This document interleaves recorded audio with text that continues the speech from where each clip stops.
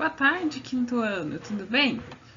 Vamos para mais uma aula de arte e nós vamos continuar vendo sobre a pop art, dessa vez sobre as histórias em quadrinhos. Você lê muita história em quadrinhos?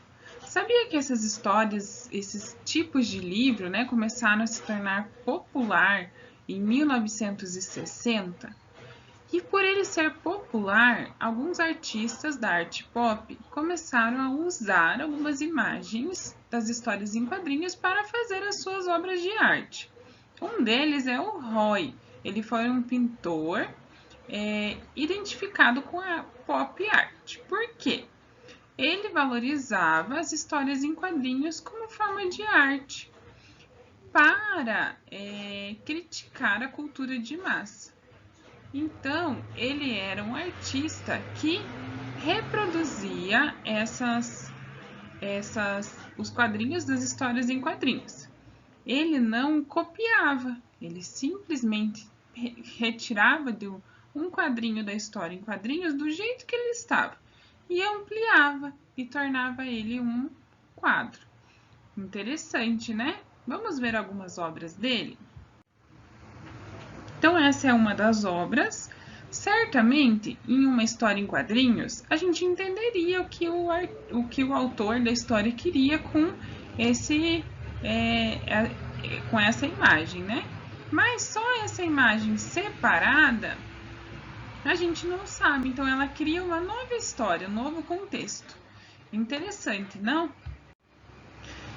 Temos essa também, que vocês vão usar depois para a atividade de vocês. Então, ela foi retirada, só um quadrinho, e foi feito um quadro.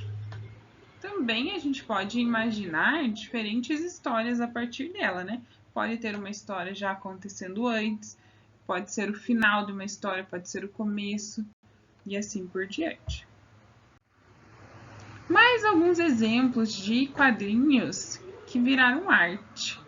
Então, aqui temos mais 4 obras de artes do Roy, que são os quadrinhos retirados das revistas e feitos de forma ampliada.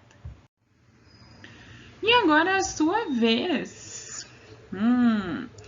Então, tem um quadrinho já, que é uma das obras do Roy, que ele retirou de uma história em quadrinhos. Você vai continuar a história, desenhando o que pode ter acontecido com o Donald e com o Mickey logo depois. Então, você vai desenhar mais 3 quadrinhos.